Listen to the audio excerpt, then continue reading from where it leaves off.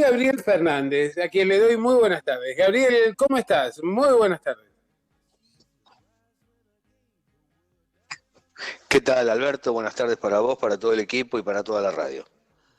Bueno, muy bien. Bueno, Gabriel, decíamos que estaba en la parte política de Radiográfica, también, bueno, han causado mucho impacto tus editoriales, periodísticos, y bueno, vamos a empezar un poco a analizar en recorrida en qué lugar estamos y qué nos cabe esperar de aquí en adelante con las elecciones casi a la vuelta de la esquina. Bueno, es inevitable dentro del balance del presente considerar el tramo previo, ¿no? Por más que suene a excusa, es indudable que el proceso de primarización económica, desindustrialización y desnacionalización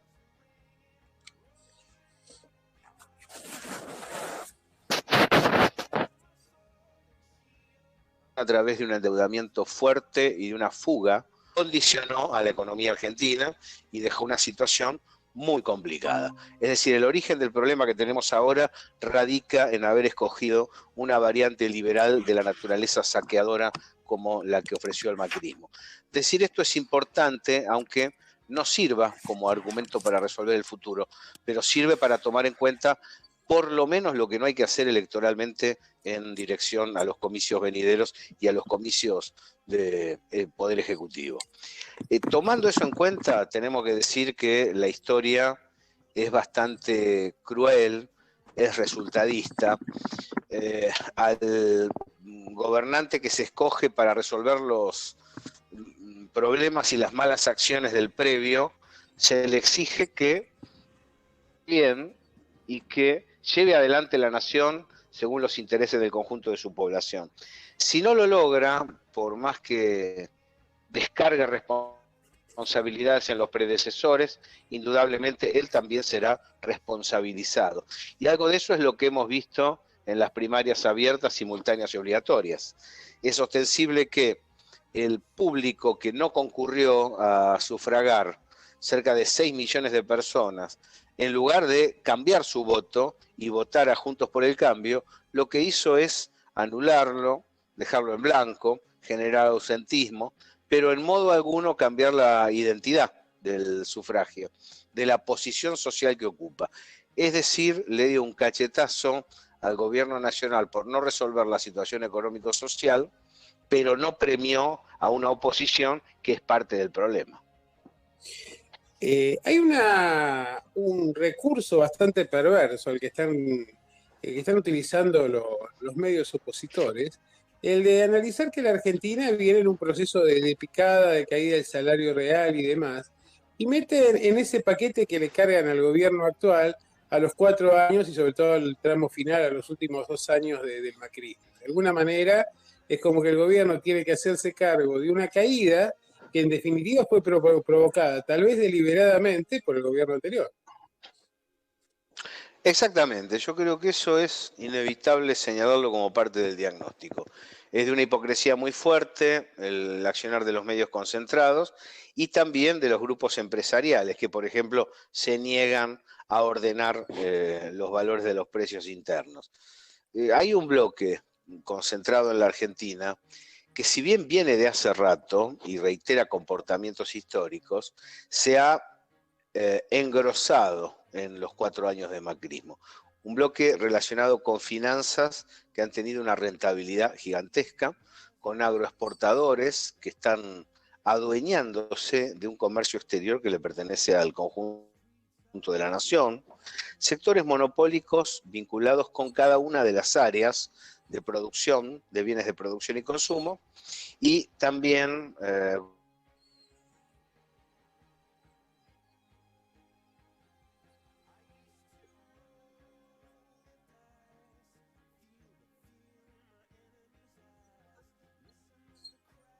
Lo hemos, por lo menos económicos enlazados con ellos con eje comunicacional. De allí que así los agroexportadores.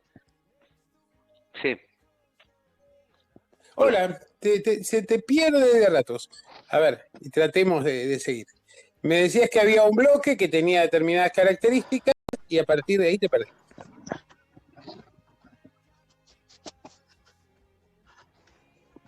El bloque financiero en la Argentina ha tenido ganancias significativas.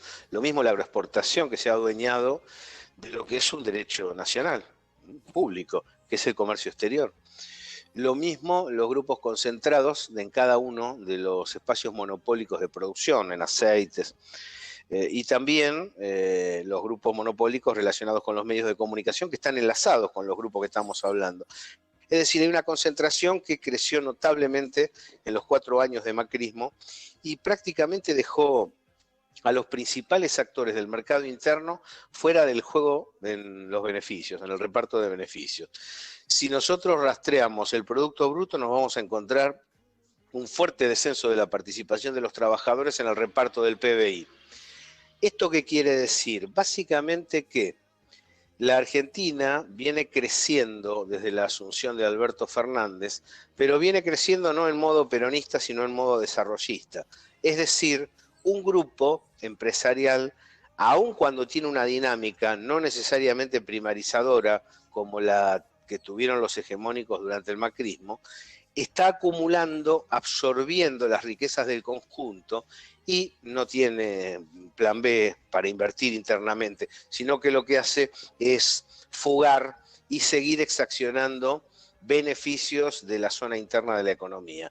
Por eso la Argentina, que está encarando una valiente e importante y justa lucha contra la creciente de precios, necesita mucho más que esta lucha para poder salir adelante.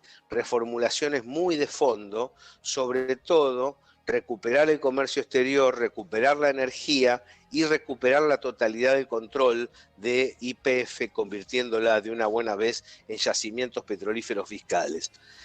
De otro modo, no se va a tener las divisas que se necesitan a través del mercado externo para poder, por un lado, en lo inmediato, comprar los insumos que haga falta para desplegar la producción interna, pero por otro lado, para iniciar la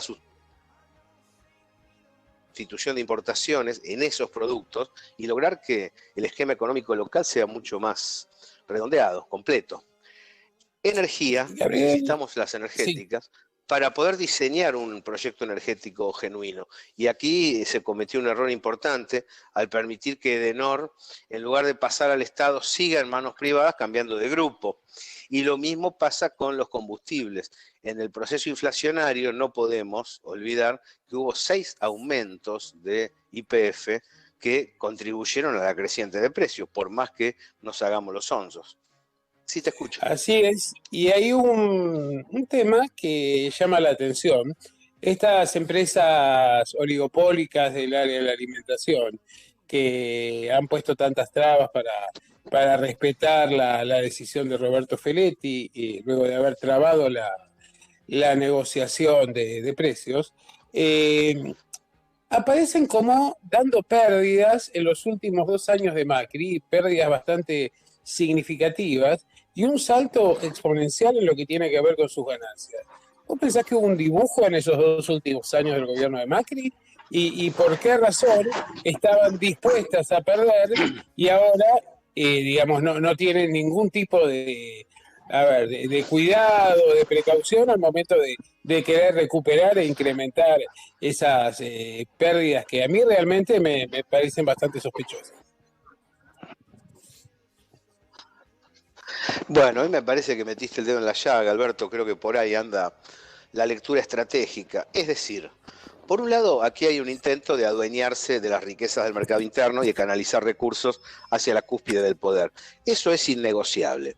Pero también saben que, aun cuando sus ganancias persistan, este gobierno tiene una base de sustentación naturalmente nacional popular, donde los sectores humildes, los populares, los sectores nacionales, los que necesitan, como el agua y el aire, que el mercado local se desarrolle, están en cierto modo al acecho para poder convertir este proceso tenue y bastante timorato en una transformación integral. En definitiva, esta escalada de precios, que como bien dijo Alberto Fernández, es injustificada, y lo dijo ante IDEA, es económica, pero es política económica. Es para que un gobierno peronista no se asiente en el poder. Lo que ellos no toleran es que, aun cuando haya dudas internas dentro del Frente de Todos, críticas de sectores del Partido Justicialista, polémica con el movimiento obrero, polémica con las organizaciones sociales, saben que la matriz de configuración del Frente de Todos es peronista y que eso siempre implica un peligro para el bloque de poder. Por lo tanto, aun cuando se les diga que sí a determinadas exigencias y se haya facilitado el diálogo con los sectores monopólicos que están combatiendo al propio gobierno, estas franjas siguen pegando, siguen golpeando. El ejemplo son los medios grandes. Vos tenés pautas publicitarias que son indudablemente beneficiosas para esos medios. ¿Alguien vio alguna modificación en el comportamiento hostil, difamatorio e inclusive insultante de esos medios hacia el gobierno nacional? Y sin embargo, se les sigue haciendo caras lindas. Arturo Jauretche decía, es sañudo hacerles caras lindas, porque ellos saben quiénes somos. Y aquí me parece que entra esa variable que me preguntabas, de carácter estratégico, donde no se trata para esos grupos solamente de ganar dinero, sino de ganar dinero, pero además desestructurar toda posibilidad de peronismo. Vos dijiste algo que me parece que hay que destacar, que es el hecho de que no hay que mostrar caras lindas, como decía Jauretche, pero el gobierno, desde un momento que asume, desde el primer momento que asume, se mostró, se autopercibió, tal como es el término de moda, débil, ¿no? Entonces avanzó y retrocedió en el caso de Vicentín, avanzó y retrocedió en el caso de la reforma judicial, constantemente en el caso de la pauta, ni siquiera fue capaz de negociar condiciones de un trato más benéfico por parte de estos medios. Y realmente esa sensación de debilidad creo que se mantuvo constantemente a partir de hasta las PASO. Después, efectivamente, creo que se incorporó mayor volumen político, pero sigue faltando una voz de mando y me parece que sigue faltando una estrategia de gobierno, ¿no? Efectivamente, hoy no hay un liderazgo que contenga a todos. Ni siquiera el más popular, que es Cristina Fernández de Kirchner, alcanza a contener a la totalidad del movimiento nacional. Esto ha llevado a una percepción de debilidad que se equivoca. Inclusive esto se transmitió a través de la observación de Alberto post-Vicentín, cuando él dice, bueno, pensé que iban a salir a la calle a festejar. Realmente se salió a la calle a festejar en términos espirituales, porque estábamos en cuarentena, pero hubo una aprobación popular masiva para la determinación y se echó atrás la determinación. Lo mismo con el anuncio de la reforma judicial, que efectivamente quedó en agua de borrajas. Y esto no es un tema menor, porque ahora, con el tema del control de precios, se inicia un ciclo de presentaciones, de querellas por parte de los grupos económicos, donde van a hacer uso de su control delictivo sobre aspectos de la justicia.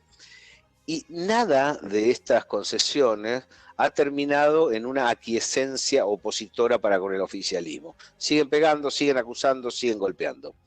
Yo no soy un analista que esté en un timón fijo, que diga solamente esto es lo que hay que hacer. Si uno observa resultados con otras acciones distintas a las que pensaba, está dispuesto a admitirlo. Yo estoy dispuesto a admitirlo. Si Héctor no me deja mentir, como decía Alberto, si la reunión con los directivos de grupo que yo conozco, concentrados, le hubiera facilitado algún tipo de tregua con el poder mediático en la Argentina, yo no se lo hubiera recriminado. Ahora es ostensible que al otro día de la famosa reunión con los directivos de los grandes medios empezaron a poner tapas en contra del gobierno. Son situaciones en las cuales hay que sacar alguna conclusión. Si vos tenés una justicia en la cual querés meter mano y la justicia como corporación dependiente del poder económico te dice, acá no se metan, vos no te metés, estás esperando alguna respuesta aquiescente, alguna respuesta tolerante. Estos no van a levantar determinadas causas. Nada de eso sucedió. Siguieron adelante como si nada, acusando a diestra y siniestra militantes populares, sosteniendo prisiones que no tienen pie ni cabeza y trabajando para los grupos económicos monopólicos como lo hicieron durante los 4 años previos.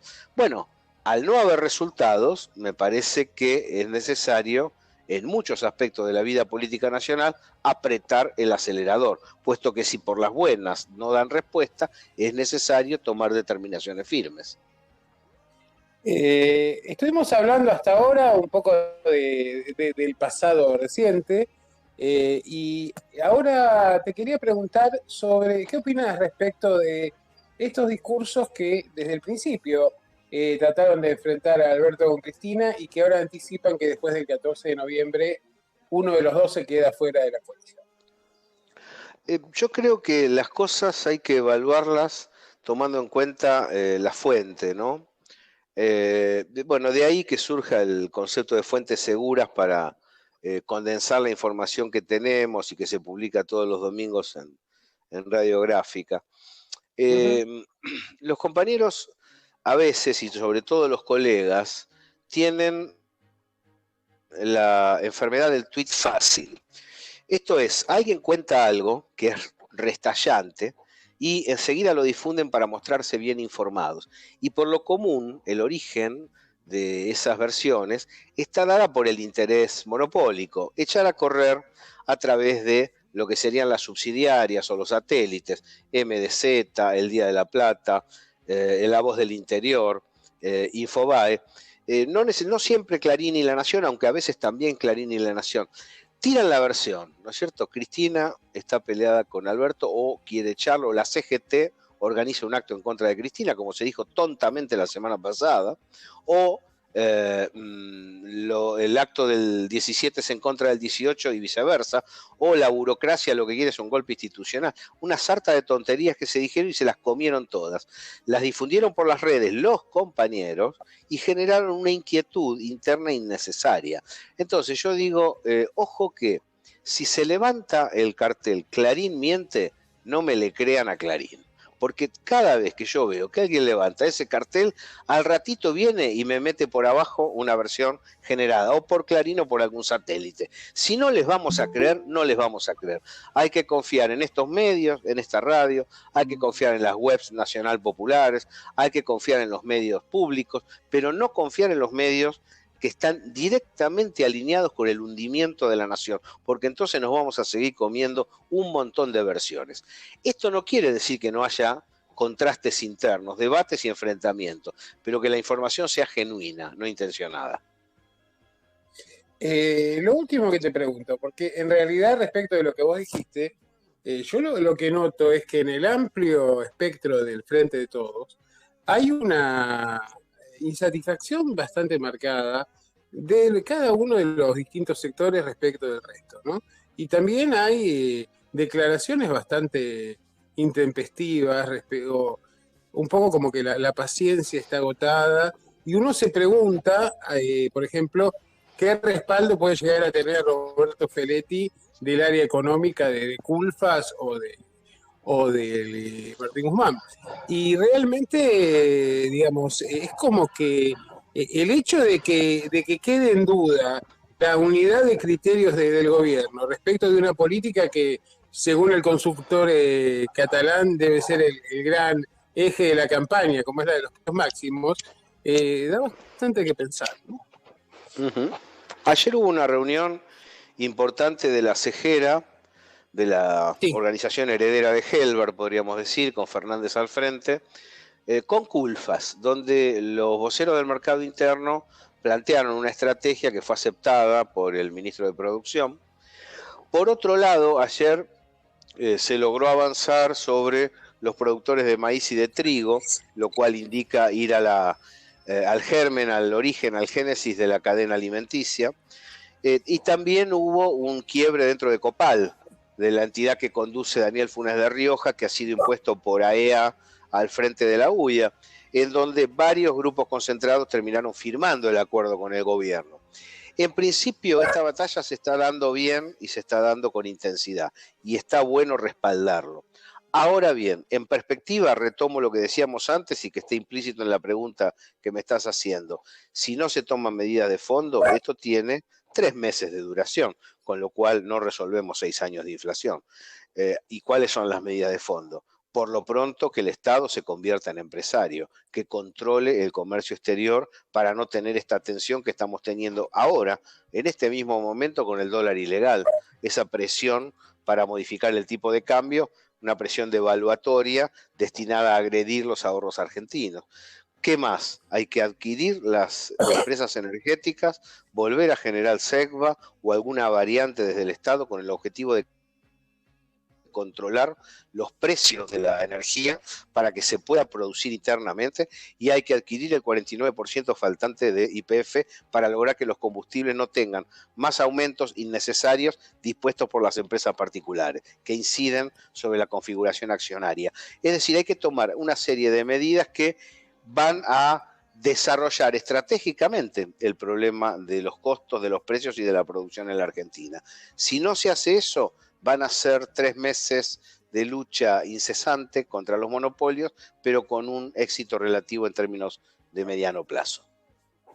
Gabriel, justamente me introdujiste, vamos a ver si podemos comunicarnos con Marcelo Fernández en un rato, porque me dijo que iba a estar en un acto en La Matanza y dudaba de la calidad de la comunicación. Pero es muy interesante lo que plantearon ayer, ¿no? El hecho de que ellos no están en contra de los aumentos de sueldo y de mejorar la capacidad de compra. El problema es que cada aumento de sueldo que se da en el sector productivo no alimentario termina siendo absorbido por las empresas de alimentos y entonces el mercado interno se le cierra, y a punto tal de que sus empresas no fueron consideradas como prioritarias, por lo tanto estuvieron cerradas durante la pandemia, y ahora se encuentran con una sociedad que no tiene capacidad de compra como para mantener ese mercado interno y el funcionamiento de las pymes. Exactamente. Hoy lo explicaba aquí en la gráfica Fernández cuando señalaba, yo no tengo problema en trabajar con los sindicatos, los conozco, sé cómo procede el movimiento obrero y sé también que mientras mejor posicionado esté con el poder de compra que merece la sociedad para poder adquirir nuestros productos, mejor nos va a ir a todos. Por eso señalaba, es importante que el gobierno deje de hablar solamente con los sectores concentrados, aun cuando tenga que conversar con ellos, y empiece a observar las iniciativas, las propuestas, las necesidades del bloque productor interno. Y ese bloque productor es producción y trabajo, es las empresas relacionadas con el mercado local y los trabajadores y aquellos que buscan trabajo. Creo que ahí hay que encontrar la solución, ¿no? Hay que encontrar la salida.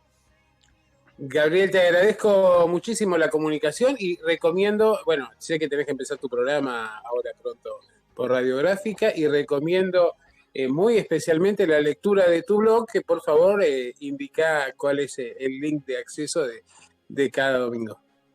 Bueno, nosotros publicamos habitualmente en www.radiografica.org.ar, en www.laseñalmedios.com.ar y en www.sindicalfederal.com.ar. Esas son las vías de comunicación, y Gabriel Fernández en las redes. Bueno, muy bien, te agradezco mucho y bueno, seguiremos en contacto. Un verdadero placer, Alberto, charlar con vos y leer los interesantes análisis que vos realizás habitualmente. Te mando un fuerte abrazo. Muchas gracias. Y seguimos ahora con la continuidad musical en Arriba Buenos Aires.